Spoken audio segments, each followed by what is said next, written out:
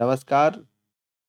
ज्ञान भूमि YouTube channel के चैत्य काव्य भारती श्रृंखला के अंतर्गत काव्य प्रकाश के 10वें एपिसोड में आपका हार्दिक स्वागत है।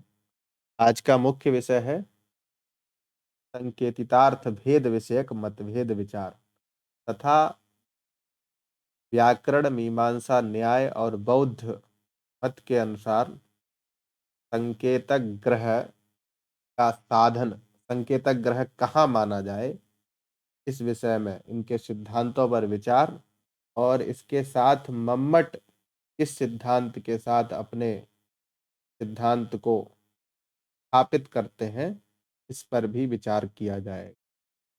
आज का विषय क्लिष्ट है, प्रौढ़ है, तो इसको समझने के लिए कुछ अवान्तर बातें भी समझनी पड़ेंगी, तभी ये विषय आपको समझ में आएगा।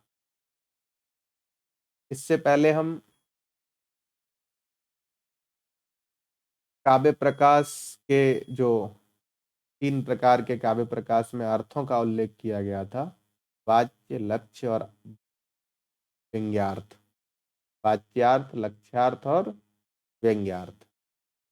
तो ये तीनों अर्थ व्यंजकता को प्रदान करते हैं के उदाहरणों को हम कल समझे थे और किस प्रकार तीनों अर्थ भी व्यंग्यार्थ के प्रति व्यंजक बनते हैं, इस बात को हम समझ। इसी क्रम में जब हम बात कर रहे थे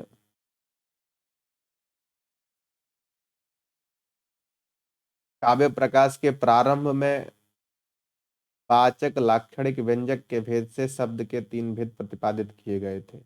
अब क्रम से वाचक आदि का स्वरूप निर्धारण किया जा रहा है, इसको हम कल समझ चुके थे। साक्षात संकेतित अर्थ को यो धारण करता है वह वाचक होता है। के विषय में ये वृत्ति भी पढ़े थे कि यह अग्रहीतस्य शब्दस्य अर्थ प्रतीतेः अभावात् संकेत सहाय एव शब्दो अर्थ विशेषं प्रतिपादयति इति यस्य यत्र अव्यवधानेन संकेतो गृह्यते स तस्य वाचकः स शब्दः तस्य अर्थस्य वाचकः भवति। कुत्र यत्र यस्मिन् काव्य संदर्भे अव्यवधानेन बिना किसी व्यवधान के संकेत ग्रहण किया जाता है, वह शब्द उस अर्थ का वाचक होता है और शब्द अर्थ विशेष का प्रतिपादन करता है। ये सब बातें कल स्पष्ट हो चुकी थी। आज हम जिस विषय की तरफ बढ़ रहे हैं वह है कि संकेतक ग्रह कहाँ माना जाए। तो हम लोग पहले ही समझ चुके हैं कि आचार्य मम्मट समन्वयवादी आचार्य हैं। ये किसी से विरोध नहीं करते हैं, चाहे बात न्याय की हो, मीमांसा की हो और व्याकरण की हो। इन तीनों दर्शनों की बात इसलिए की गई है, इन तीनों शास्त्रों की बात इसलिए की गई है क्योंकि वृत्ति विषयक विचार इन 3 शास्त्रों में ही प्रसिद्ध है। सबसे पहले मीमांसा, उसके बाद न्याय और व्याकरण में के जो फल है उनको विशेष रूप से विचारित किया गया है और अंततः आचार्य मम्मट सबकी बात को स्वीकृत करते हुए, सबके सिद्धांतों का उल्लेख करते हुए, अंत में आचार्य मम्मट व्याकरण सिद्धांत के साथ अपने सिद्धांत को स्थापित करते हैं। मतलब जो बात व्याकरण सिद्धांत में कही गई है वह बात मम्मट के लिए सबसे ज्यादा अभिप्रेत है, ऐसा ग्रंथ का अध्ययन करने से बोधित होता है। चलिए, ये अवान्तर विषय है। आज का मुख्य विषय है संकेतित अर्थ का जो भेद है, तब संकेतितार्थ कहाँ माना जाए। तो इस विषय में 4 सिद्धांतों का प्रतिपादन यहाँ पर किया गया है और कारिका में आचार्य मम्मट सामान्य रूप से लिख देते हैं संकेतितस् चतुर्भेदः। संकेतितार्थ जो होता है या संकेतक ग्रह है वो 4 प्रकार का मानते हैं। एक सिद्धांत है जात्यादि। जात्यादि 4 मानने का जो सिद्धांत है वो जात्यादि है, जैसे जाति, गुण, क्रिया, एदृच्छा। और दूसरा सिद्धांत है जाति रेव वा। जाति में संकेतक ग्रह केवल जाति में संकेतक ग्रह, जाति अर्थात सामान्य। इसका लक्षण दिया है नित्यत्व सति अनेक समवेतत्वम सामान्यम, सामान्यम एवं जाति, सामान्य को ही जाति शब्द से कहा गया है। जो नित्य हो और अनेक में रहते, नित्यत्वे सति अनेक समवेतत्व। जैसे गौ में गोत्व, गोत्व जाति होती है और वह जाति नित्य है। गोत्व कभी नष्ट नहीं हो सकता, क्योंकि जाति सामान्य है और वो नित्य होती है और एक के साथ कई में रहती है। इस विषय को समझेंगे। सामान्य रूप से आप समझिए, संकेतितार्थ के चार भेद होते हैं। एक सिद्धांत जात्यादि को मानता है, आदिपन से जाति गुण क्रिया दृक्षा चार होते हैं। दूसरा सिद्धांत जो है जाति को केवल संकेतक ग्रह का अर्थ मानता है, मतलब केवल जाति में संकेतक ग्रह का अर्थ माना जाए। एक सिद्धांत ये है। दूसरा सिद्धांत जात्यादि चार में शक्ति ग्रह का व्यवहार होना चाहिए, ऐसा मान। इस बात को समझ लेते हैं कैसे। सामान्य रूप से हम एक चीज देखते हैं, व्यक्ति एक होता है। सामान्य रूप से ऐसे समझिए कि शरीर और आत्मा। शरीर में मतलब किसी वस्तु में, व्यक्ति में संकेतक ग्रह माना जाए या जाति में संकेत, ये विवाद होगा। मतलब किसी, जैसे हम इससे पहले वाचकादीनाम क्रमेण स्वरूपम आह में यो साक्षात संकेतितम अर्थम अभिधत्ते सतस्य वाचक, ये वाला लक्षण पढ़े थे। तो संकेतितार्थ माना कहाँ जाए ये विषय बनता है, क्योंकि दो चीजें हमारे सामने उपस्थित होती हैं, एक व्यक्ति और व्यक्ति में रहने वाला धर्म। तो व्यक्ति में रहने वाले धर्म में संकेतक ग्रह माने कि व्यक्ति में संकेतक ग्रह माने, ये समस्या हमारे सामने खड़ी होती है। जैसे हम गाय के गोत्र में संकेतक ग्रह माने कि गाय व्यक्ति में माने, जो वस्तु रूप में। ये विवाद जब बनता है, इसी का समाधान करने के लिए, या फिर ये कहिए उनका उल्लेख किए हैं ये, और व्याकरण के सिद्धांतों को आदर देते हैं, इसलिए इनका व्याकरण सिद्धांत या सिद्धांतानुयायित्व सिद्ध होगा, वो विषय अलग है। हम यहाँ पर केवल ये समझेंगे क्या स्वरूप है दोनों का, और उसके बाद जो बौद्ध दर्शन तथा न्याय दर्शन में क्या स्वरूप है ये चीजें समझेंगे। तब मम्मट का किन के प्रति झुकाव है, ये सब बातें इस सिद्धांत को समझने के बाद आएंगी। कारिकार्थ कर लेते हैं। संकेतित चतुर्भेदो जात्यादिर जातिरेव वा। संकेतितः अर्थ चतुर्भेद वाला होता है, चार भेद वाला होता है। जात्यादि में, जात्यादि से जाति गुण क्रिया और दृक्षा को द्रव्य भी कह सकते हैं, नाम भी कह सकते हैं दृक्षा को। अथवा जाति ही एव, केवल जाति में मानना जाए। ये दो पक्ष हमारे सामने आते हैं। इस विषय में जो इनका डिस्कशन है वो समझते हैं। कहते हैं कि यद्यपि अर्थ क्रियाकारितया प्रवृत्ति निवृत्ति योग्या व्यक्तिरेव। अर्थ क्रियाकारिता, कोई काम करना है, जैसे उस काम का जो प्रयोजन है, उस प्रयोजन के लिए जो क्रिया होगी, जो कर्म किया जाएगा, उस कर्म को करने वाला, अर्थात कोई काम करना है तो उसमें प्रवृत्ति और उस काम के प्रति उदासीनता निवृत्ति। कोई काम करना, प्रारंभ करना और उसको समाप्त कर देना, ये किसी व्यक्ति का ही धर्म होता है। अर्थ क्रियाकारिता जो है वो व्यक्ति का ही धर्म है, क्योंकि प्रवृत्ति और निवृत्ति के योग्य व्यक्ति ही होता है, जाति नहीं होती। गोत्व है ना, गोत्व जो जाति है या फिर व्यक्ति में रहने वाला जो व्यक्तित्व है वो कुछ नहीं कर सकता। गोत्व जो है वो नित्य है, गाय के आकृति के अभाव में भी गोत्व रहेगा, और वो गोत्व न गमन कर सकता है न आगमन कर सकता। प्रवृत्ति और निवृत्ति के योग्य वो व्यक्ति ही होता है। इसलिए व्यक्ति में क्या संकेतक ग्रह माना जाए, ये प्रश्न उपस्थित होता है। लेकिन इस प्रश्न का यहाँ पर तुरंत कहते हैं, अगर ऐसा कर लेंगे कि व्यक्ति में संकेतक ग्रह मान लेंगे, जाति में संकेतक ग्रह नहीं मानेंगे, तो यहाँ पर बहुत बड़ी समस्या खड़ी हो जाएगी। क्या? तथापि आनन्त्याद् व्यभिचाराच्च तत्र संकेतः कर्तुम न युज्यते। व्यक्ति ही प्रवृत्ति निवृत्ति के योग्य होता है किसी अर्थ क्रियाकारिता में। प्रवृत्ति और निवृत्ति के योग्य कौन होता है? व्यक्ति। व्यक्ति की ही प्रवृत्ति होती है, व्यक्ति ही निवृत्त होता है। जैसे आपको घट निर्माण करना है, तो घट निर्माण से पूर्व की सारी व्यवस्था और घट निर्माण की समाप्ति पर्यंत कोई व्यक्ति ही विवृत्त होता है, ना कि व्यक्ति में रहने वाला जो जाति धर्म है वो। तो व्यक्ति में संकेत ग्रह मान लीजिए, कहते हैं तत्र संकेतः कर्तुम न युज्यते। व्यक्ति में संकेत ग्रह नहीं किया जा सकता। क्यों नहीं किया जा सकता संकेत? तो कहते हैं आनंत्यात् व्यभिचारात् च, दो दोष हो गए, आनंत्य और व्यभिचार दोष। व्यभिचार होता है नियम का उल्लंघन, आनंत्य मतलब एक चीज के लिए एक बार, फिर दूसरे के लिए दूसरे बार। जैसे अनंत दोष समझते हैं, अनंतता का भाव ही अनंत होता है, मतलब जहां अनंत शक्तियों की कल्पना करनी पड़े। यदि हम व्यक्ति में संकेत ग्रह करेंगे तो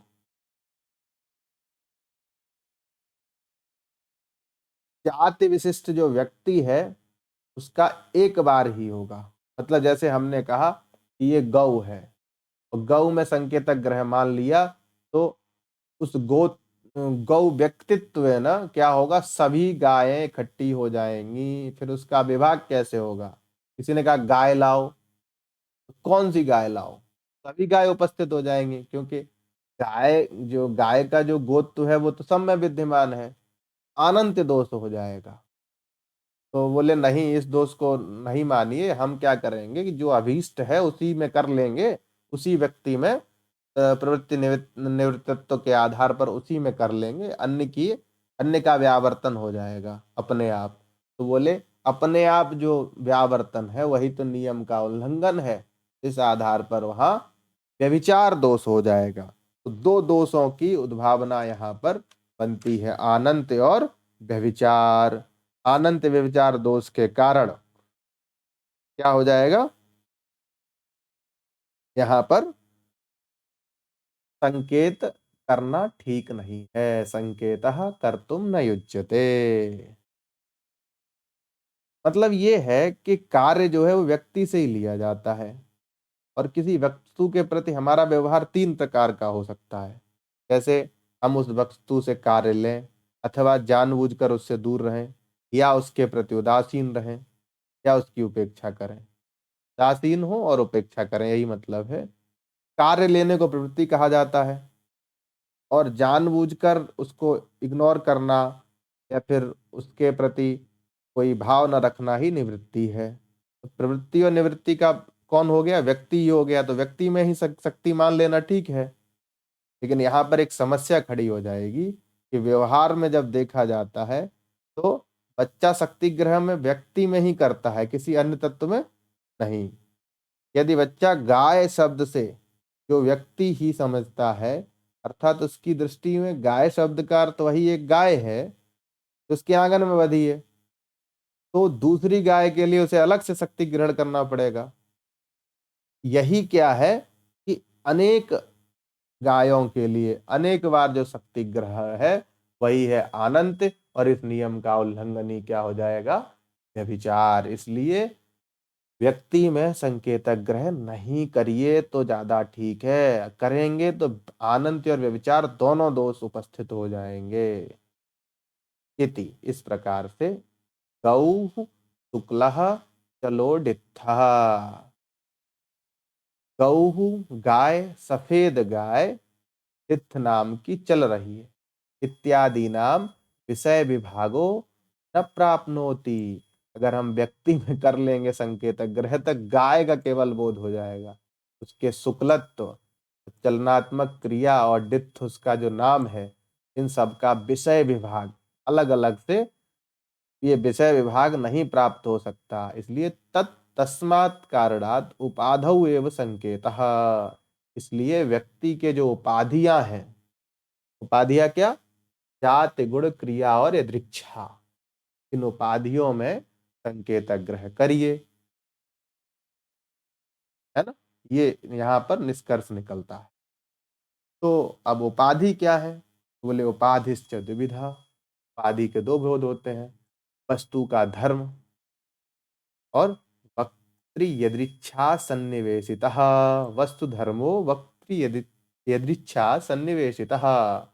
वस्तु का जो धर्म होता है एक वो हो गया, दूसरा वक्ता की यदृच्छा से जो सन्निवेशित है। किसी का मन किया तो किसी ने किसी का नाम रख दिया चिंटू, यही वक्ता की, उसमें कोई व्युत्पत्ति लभ्य अर्थ नहीं है, वक्ता की इच्छा हुई उसने नाम रख दिया, तो ये वक्ता की इच्छा से सन्निवेशित है।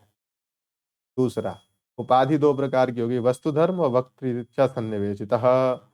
वस्तु धर्म भी दो प्रकार का होता है, वस्तु धर्मोपि विविधा सिद्धा साध्यश्च। वस्तु में जो रहने वाला धर्म है वो भी दो प्रकार का होता है, पहला सिद्ध, दूसरा साध्य। सिद्धोपि द्विविधा, सिद्ध भी दो प्रकार का होता है, पदार्थ से प्राणप्रदो, पदार्थ का जो प्राणप्रद धर्म होता है, मतलब उसमें रहने वाला एक धर्म होता है, जैसे जाति कहते हैं, पदार्थ का प्राणपद प्रद धर्म। और विशेषाधान हेतुश्च, अब इसी बात को स्पष्ट कर रहे हैं, तत्र आद्यो जाति ही पदार्थस्य प्राणप्रदो विशेषादान हेतुश्च इत्युभयत्र मध्ये एकस्तावत् जाति ही उक्तम ही वाक्यपदी। ये वाक्यपदी में कहा भी गया है, नहीं गौ स्वरूपेण गौ नाप्य गौ, मतलब कोई गाय की आकृति को, स्वरूप जो है, स्वरूप से कोई गाय गाय होती है ऐसा भी नहीं है, और गाय नहीं होती है ऐसा भी नहीं। किसी ने गाय का चित्र बना दिया पेज पे, तो उस चित्र के आधार पर वह गाय है ये ऐसा भी नहीं कहा जा सकता, क्योंकि चित्र गाय थोड़ी हो सकती है। गाय में गोत तो होना चाहिए, वो है ही नहीं इसमें। शासनादिमत तो होना चाहिए, चलिए चित्र में बना दिए शासनादिमत, लेकिन वो न गौ हो सकती है और न उसे गौ नहीं है ऐसा कहा जा सकता है। अपितु गोत्वावि संबंधात तो गौ इति, गोत्व का जो संबंध है उस संबंध के आधार से गौ कहा जाता है।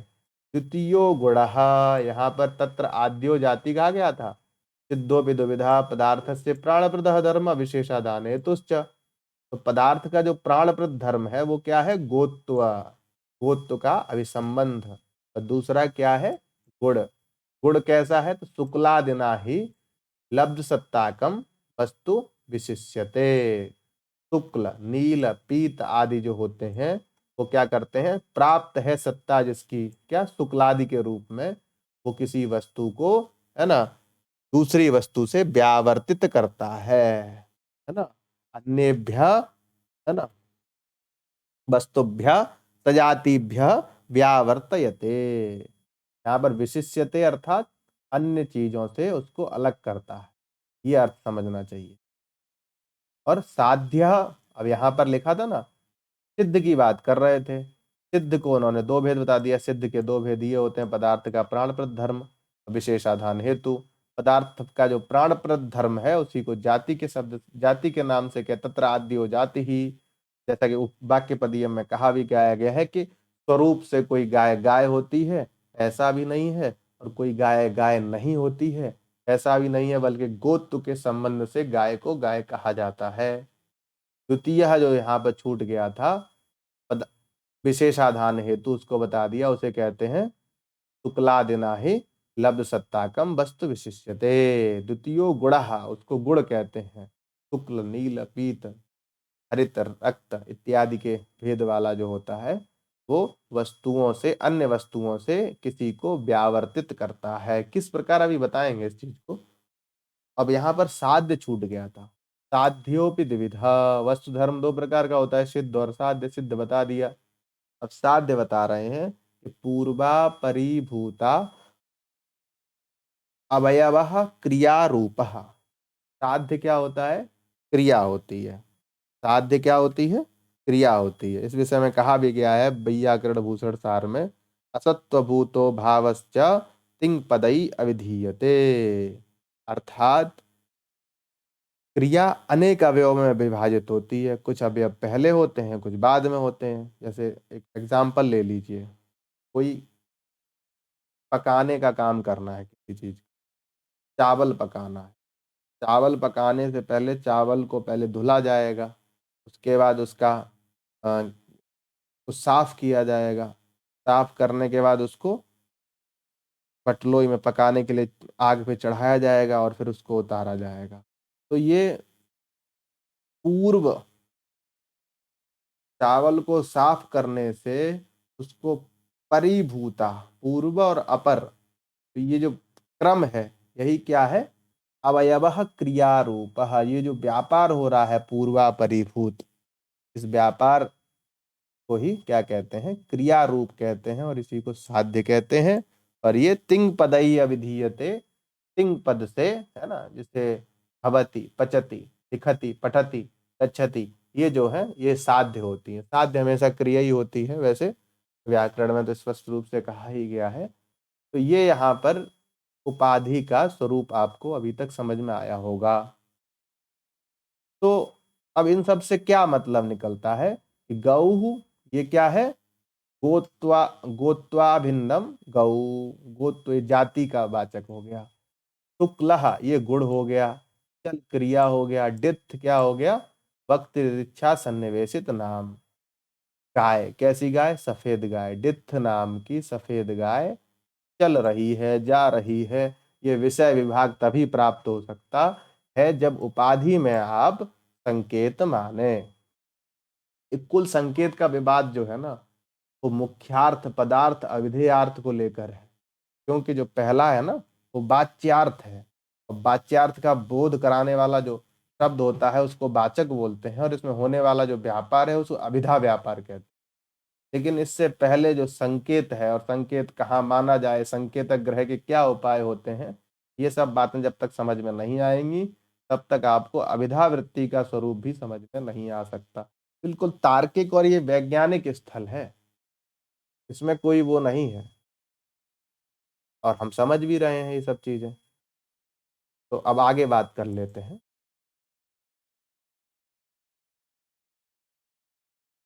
फिर कह रहे हैं, इत्थादि शब्दानाम अंत्य बुद्धि निर्ग्राह्यम। गौ शब्द से प्रारंभ कर इत्थ शब्द पर्यंत, है ना। या फिर नहीं, ये कह रहे हैं डित्थादि शब्द जो होते हैं, डित्थ, डवित्थ, कपित्थ, चिंटू, पिंटू, ये सब क्या है, इत्थादि शब्द में अंत्य बुद्धि निर्ग्राह्यम। जो व्याकरण में व्यवस्था दी गई है कि शब्द सुना है ना, प्रथमे क्षणे श्रूयमाणः शब्दः, द्वितीय क्षणे स्थितो भूत्वा तृतीय क्षण से आदिमेव विनश्यति। तब तृतीय क्षण के आदिम क्षण में उसका विनाश होने लगता है। ये क्या है, ये क्रम है। लेकिन बुद्धि एक संस्कार बन जाता है, अंत्य बुद्धि बनती है। उनका जो संस्कार बना रहता है, उस संस्कार के माध्यम से संघृत क्रम वाला जो स्वरूप है वो क्या है, वक्ता की यदृच्छा से डित्थादि शब्दों में संगठित होता है। डित्थादि शब्दों में उसको लिया जाता है। डित्थादिषु अर्थेषु उपाधित्वेन सन्निवेश्यते। डित्थादि अर्थों में उपाधि के रूप में उसको सन्निवेशित किया जाता है। उसी को कहते हैं सोयम संज्ञा रूप यदृच्छात्मक। यदृच्छात्मक पद का ये जो अर्थ है उसको दिया गया है। यदृच्छा किसे कहते हैं, वक्त यदृच्छा सन्निवेशित क्या है उसके स्वरूप को इसके माध्यम से बताया गया है। गौ शुक्लश्चलोडित्था इत्यादौ चतुष्टयी शब्दानां प्रवृत्ति। चतुष्टयी शब्दानां प्रवृत्ति, चतुष्टयी शब्दों की प्रवृत्ति जो होती है वो चार प्रकार से होती है। गौ, शुक्ल, चलोडित्था। गौ अर्थात गोत्वाभिन्न गौ, शुक्ल अर्थात गुण, चल क्रिया, डित्थ यदृच्छा। ऐसी प्रवृत्ति शब्दों की होती है, ऐसा महाभाष्यकार ने कहा भी है। इसलिए जो जात्यादि वाला सिद्धांत है, संकेतः गृह्यते जातौ गुणद्रव्य क्रियासु च, साहित्य दर्पणकार ने कहा है, और उसी से मिलता जुलता संकेतित चतुर्भेदो जात्यादिर। संकेतित अर्थ जो होता है वो चार भेद वाला होता है, जात्यादि और जाति। तो जात्यादि वाला जो मत है उसका यहाँ उपस्थापन कर दिया। अब इस विषय में एक भ्रांति है, उसको भी समझ लेते हैं। न्याय वैशेषिक दर्शन में जो 24 गुण माने गए हैं उसके अंतर्गत परमाणुवादी का ग्रहण किया गया है, और यहाँ पर जो गुण है वो शुक्लादि के रूप में है। उसी बात को यहाँ पर स्पष्ट करने के लिए कह रहे हैं कि परमाणुवादीनांतु गुण मध्य पाठात पारिभाषिकम गुणत्वम। जहाँ परमाणुवादी की चर्चा की गई है वो जो गुण है वो पारिभाषिक है। जैसे गुण संज्ञा व्याकरण में होती है, तो गुण संज्ञा से यहाँ जो गुण संज्ञा हो रही है वो भी पारिभाषिक है।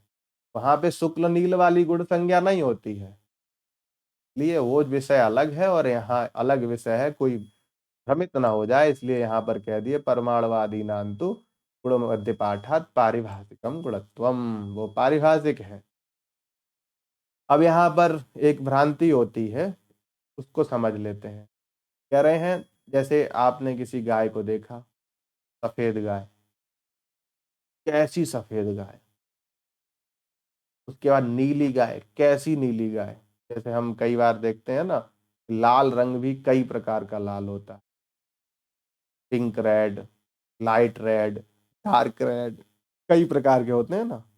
तो ये ऐसा क्यों होता है, उसी बात को समझने के लिए यहाँ पर उपक्रम किया गया है कि गुण क्रिया दृक्षा नाम। गुण क्रिया, क्रिया भी कई प्रकार की हो सकती है, दृक्षा भी कई प्रकार, वस्तुतः एक रूपाणा, वस्तुतः ये एक ही है, लेकिन आश्रय भेदात भेद एव लक्ष्यते।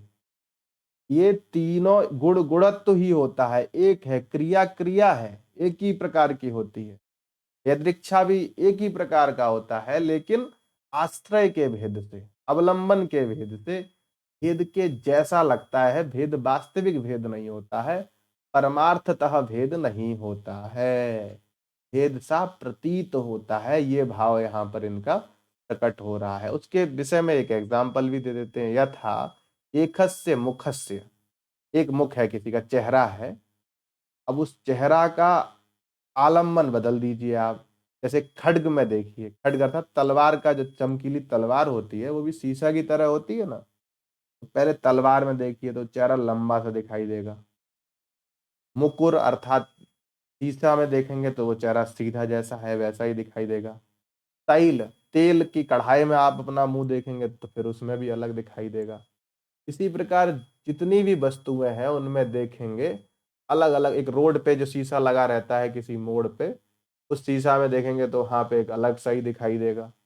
तो जिस प्रकार मुख एक ही होता है, लेकिन खड्ग, मुकुर और तैल आदि के आलम्बन के भेद से अलग अलग जैसा प्रतीत होता है, उसी प्रकार गुण क्रिया दृक्षा वस्तुतः एक ही रूप वाले होते हैं, लेकिन आश्रय के भेद से भेद के जैसे लगते हैं, पारमार्थिक भेद नहीं होता है, परमार्थतः भेद नहीं होता है। ये आप अपने अनुभव में भी देखे होंगे, नहीं तो आप देख लीजिए, तलवार उठाइए, चमक रही होगी, वास्तविक शीशा में देखेंगे तो अजीब सा, मतलब सही दिखेगा। तेल या पानी में देखेंगे, पानी में तो खैर नहीं दिखेगा, लेकिन बहुत साफ सा पानी हो तो उसमें देखेंगे तो दिखेगा। सबका अलग अलग स्वरूप होगा, क्योंकि आश्रय का भेद। तो ये जो संभावना थी एक, उसका निराकरण कर दिए यहीं पे। आश्रय के भेद के कारण भेद जैसा लगता है, भेद होता नहीं है। तो यहाँ पर निष्कर्ष रूपेण उन्होंने जो व्याकरण शास्त्र का सिद्धांत है उसका प्रदर्शन किया। अब बात कर रहे हैं मीमांसकों के सिद्धांत की। मीमांसक जाति में संकेतक ग्रह मानते, और व्याकरण वाले जाति आदि में मानते हैं, जो व्यक्ति के उपाधि हैं, जाति गुण क्रिया दृक्षा। अब मीमांसकों के मत पर बात करते हुए यहाँ पर आचार्य मम्मट कह रहे हैं, हिम पयः संखाद्याश्रयेषु परमार्थतः भिन्नेषु शुक्लादिषु यद्वशेन शुक्लः शुक्लः इति इत्यादि अभिन्नाविधान प्रत्ययोत्पत्ति ही तत्शुक्लत्वादि सामान्यम। अब जाति में संकेतक ग्रह माने,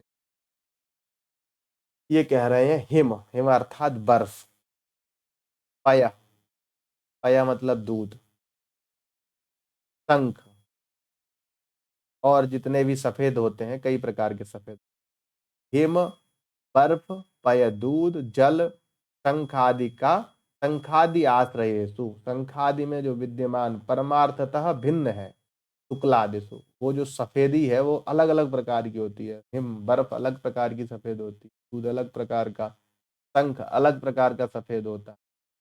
लेकिन भिन्न होने पर भी यद वसेन, जिस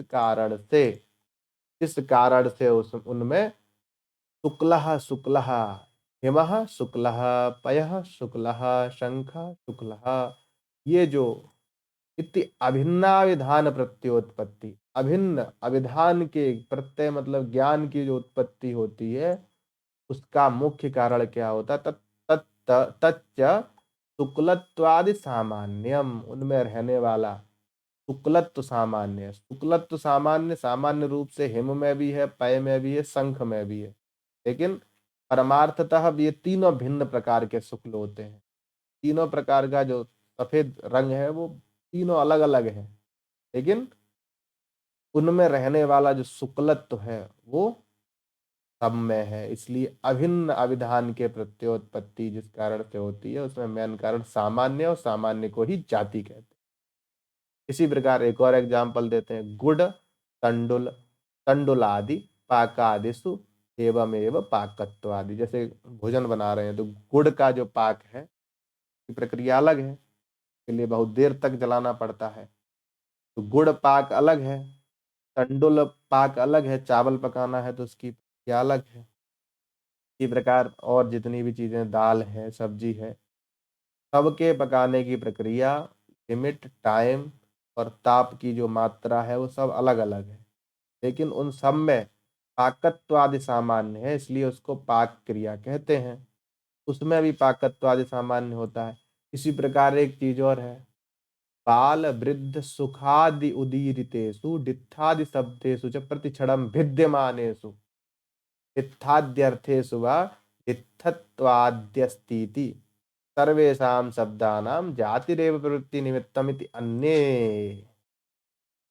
बालक कोई छोटा बच्चा, वृद्ध कोई बूढ़ा बच्चा, शुक, शुक मतलब तोता जो पक्षी है, ये क्या है, इनके द्वारा कोई शब्द बोला जाए, डित्थ कहा जाए। बच्चा जब डित्थ शब्द का उच्चारण करेगा, डित्थ की जगह पे यहाँ पे कोई और शब्द रख लो, आप लोग सोचेंगे ये डित्थ क्या है, ये नाम है।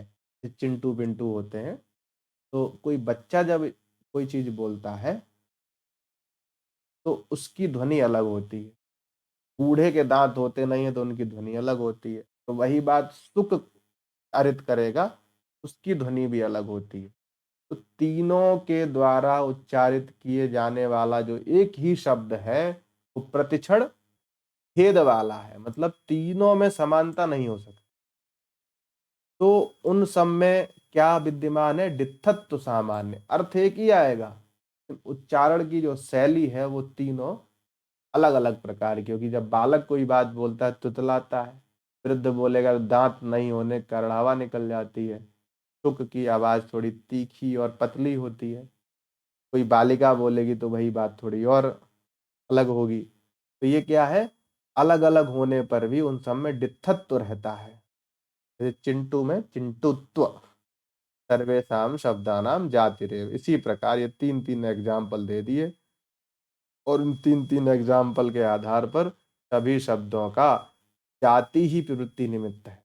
इस प्रकार इन तीन उदाहरणों के माध्यम से शुक्लत्वादि सामान्यम, पाकत्वादि सामान्यम और डित्थत्वादि स्थिति सामान्यम, यस्मात् कारणात् सर्वेषां शब्दानां जातिरेव प्रवृत्ति निमित्तम, सर्वे शब्दाः जातिषु एव तिष्ठन्ति, सर्वेषां शब्दानां जातिः एव प्रवृत्ति निमित्तम इत्यन्ये, अन्येति पदेन मीमांसकानां ग्रहणं भवति। अर्थात जो मीमांसक हैं वो जाति में ही प्रवृत्ति निमित्त मानते हैं संकेतक ग्रह।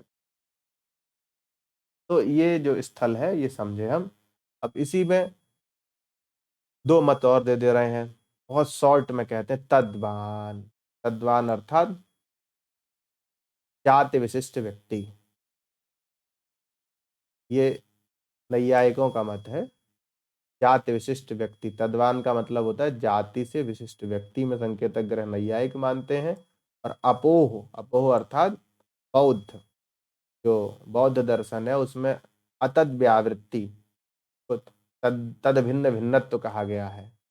तद भिन्न भिन्नत्व, जैसे गौ, गौ से भिन्न अन्य सब अश्व, गज, महिषी इत्यादि क्या है, गौ भिन्न है, और उनसे भिन्नत्व तो क्या है, पुनः गौ है। ये अपोहवाद जो है, अपोहवाद किसका सिद्धांत है, बौद्धों का सिद्धांत है। और बौद्ध क्या करते हैं, अतद्व्यावृत्ति को ही संकेत मानते हैं। ऐसा वहां पर निर्देश, स एव शब्दार्थ, वही शब्दार्थ होता है। तो शब्दार्थ कैश्चित उक्तः, कई लोगों ने इस प्रकार के शब्दार्थ का निर्धारण किया है अपने अपने। इति ग्रंथ गौरव भयात, अब इनके सिद्धांतों की चर्चा विशेष रूप से नहीं की जा रही है। क्यों, ग्रंथ विशाल हो जाएगा। प्रकरण में प्रतिपाद्य क्या है कि संकेतक ग्रह कहाँ माना जाए, संकेतक ग्रह जाति में माना जाए या जात्यादि में माना जाए, ये मुख्य विषय है।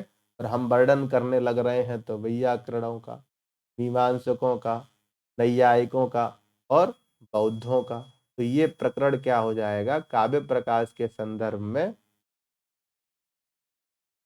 अनुपयोगी हो जाएगा। प्रकृत अनुपयोगाच, ग्रंथ बहुत बड़ा हो जाएगा और प्रकृत में अनुपयोगी भी है। बस सामान्य रूप से हमको ये समझना है, संकेत जो है वो जात्यादि में वैयाकरणों ने माना है, इसलिए साहित्य भी व्याकरण शास्त्र के अनुयायी हैं। और साहित्यिकों के अनुसार भी जात्यादि में मानना श्रेयस्कर होगा। ये मम्मट के जो टीकाकार हैं उनका वचन है। मम्मट को क्या अभिप्रेत था, ये तो भाई मम्मट ही जाने। तो इस प्रकार यहाँ पर संकेतक ग्रह विषयक जो बात है वो स्पष्ट किया गया। तो ये जो वीडियो है इसके माध्यम से आप समझने का प्रयास करिए। वैसे ये अत्यंत क्लिष्ट विषय है, इसको समझने के लिए तत्त शास्त्रों के जो सिद्धांत हैं उनको आना अत्यंत आवश्यक है। वो जब तक नहीं आएंगे तब तक आपको चीजें स्पष्ट नहीं होंगी।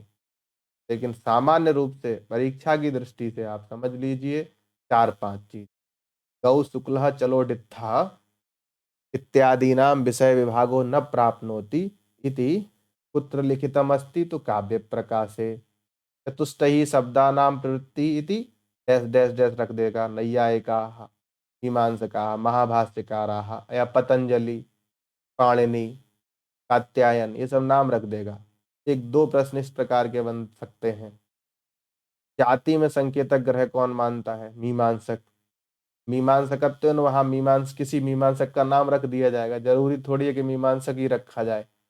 प्रश्न बनाने की जो प्रकृति है, प्रश्न के निर्माता है, उनके अनुसार आप इस ग्रंथ को समझिए। तद्वान किसका सिद्धांत है, अपोह किसका सिद्धांत है, तो ये सब सिद्धांत आप समझे रहिए। और पंक्तियों को रटना भी प्रारंभ कर दीजिए, क्योंकि 73 कोड और 25 कोड में कई बार पंक्ति पूरी करने का ही एक प्रश्न होता है।